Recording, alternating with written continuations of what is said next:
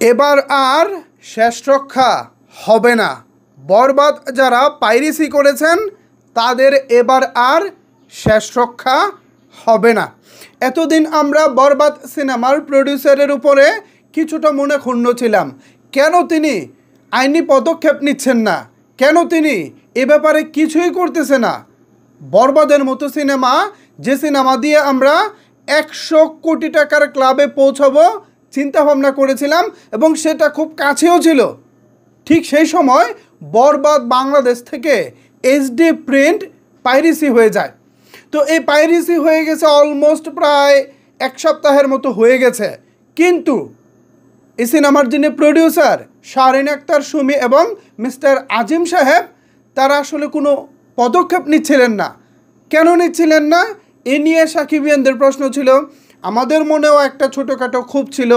কারণ বরবাদের মতো সিনেমা যারা বানিয়েছেন তারা তো চাইলে একটা আইনি পদক্ষেপও নিতে পারেন, তাই না?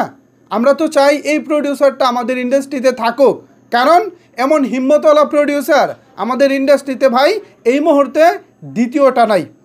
আমরা মনে প্রাণে চাই, বাংলা সিনেমা প্রেমী আমরা যারা আছি, আমরা মনে প্রাণে চাই এই প্রডিউসারগুলো বাংলাদেশে থাকুক।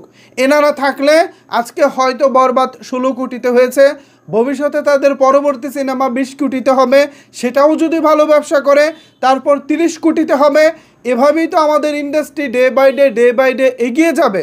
কিন্তু ঠিক সেই জায়গায় যদি তাদের প্রথম পদক্ষেপকেই, মানে প্রথম প্রচেষ্টা বরবাদকে যদি পাইরেসির মুখে পড়তে হয়, তাহলে কি তারা দ্বিতীয়বার আর এই ইন্ডাস্ট্রিতে বিনিয়োগ করার কথা ভাববে? নিশ্চয়ই ভাববে না। ঠিক সেই জায়গা থেকেই আমি পার্সোনালি এবং আমার যারা ভাই ব্রাদার আছে তারা প্রায় টেনশনে পড়ে গিয়েছিল যে এই প্রডিউসার যদি এখান থেকে চলে যায় আমাদের ইন্ডাস্ট্রির কি হবে। আর বরবাদ যে স্ট্যান্ডার্ডের সিনেমা হয়েছে সেই স্ট্যান্ডার্ডটা আসলে তাদেরকে ছাড়া কেই বা মেনটেন করবে। সো সেই জায়গা থেকে আমি মনে প্রাণে এবং আমরা যারা কন্টেন্ট ক্রিয়েটর ভাই ব্রাদার বা আপু দিদিরা আছি, আমরা কিন্তু পার্সোনালি অনেক কথা বলি, অনেক আলোচনা হয় আমাদের মধ্যে, এবং সেই জায়গা থেকে আমরাও চাচ্ছিলাম যে ম্যাডাম একটা পদক্ষেপ নিক, মানে বরবাদের যিনি প্রডিউসার তিনি একটা পদক্ষেপ নিক। তিনি পদক্ষেপ নিলে যেটা হবে, যারা এর পিছনে জড়িত, যারা এই পাইরেসি করেছে তাদেরকে ধরা সহজ হবে। তো আজকে একটি সংবাদ সম্মেলন হয়েছে ঢাকাতে, সেই সংবাদ সম্মেলনে বরবাদ সিনেমার প্রডিউসার সব কিছুই তুলে ধরেছেন, কিভাবে পাইরেসি চক্র উৎপেতে ছিল এবং শেষ পর্যন্ত তারা কিভাবে পাইরেসি করেছে। এখন কে বা কারা করেছে এই বিষয়ে আপাতত মুখ খোলেননি প্রডিউসার। তারা বলতেছেন যেহেতু মামলাটা তদন্ত চলতেছে, এই তদন্ত চলাকালীন সময়ে আমাদের আসলে কারোর নাম বলা উচিত হবে না। আমিও এটাই বলি, আমাদের এই মুহূর্তে কারো নাম বলা উচিত হবে না, যেহেতু মামলা হয়েছে, পুলিশ তদন্ত করতেছে। আশা করি খুব শীঘ্রই সেই কালপিটগুলোকেও ধরা হয়ে যাবে।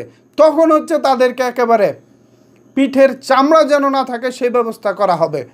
কত বড় সাহস! আরেকজনের কষ্টের বানানো সিনেমা মন চাইলো আর পাইরেসি করে দিল, তাদের কিছু হবে না, এমনটা যদি তারা ভেবে থাকে তাহলে তারা বোকার স্বর্গে বসবাস করতেছে। ভিউয়ার্স, শেষ পর্যন্ত বরবাদের প্রডিউসার আইনি পদক্ষেপ নিয়েছে। এ বিষয়টিকে আপনারা কিভাবে দেখছেন চাইলে সেটি অবশ্যই নিচের কমেন্ট বক্সে জানাতে পারেন। ধন্যবাদ সবাইকে এতক্ষণ আমার সাথে থাকার জন্য।